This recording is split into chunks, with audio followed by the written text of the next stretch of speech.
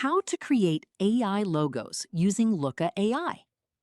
First, open your web browser and go to looka.com. Then click Get Started and create a free account, or sign in if you already have one. Once you're in, enter your business or brand name.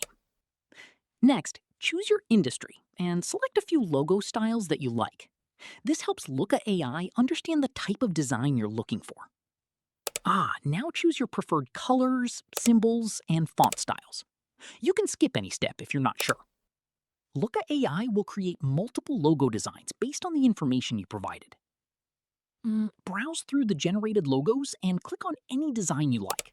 You can customize the icon, font, colors, layout, and spacing until you're happy with the final result. When you've finished editing, save your design.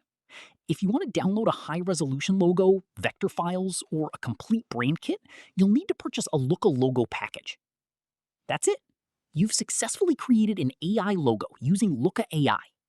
If this tutorial helped, don't forget to like this video, subscribe, and hit the notification bell for more AI tutorials, design tips, and easy tech guides.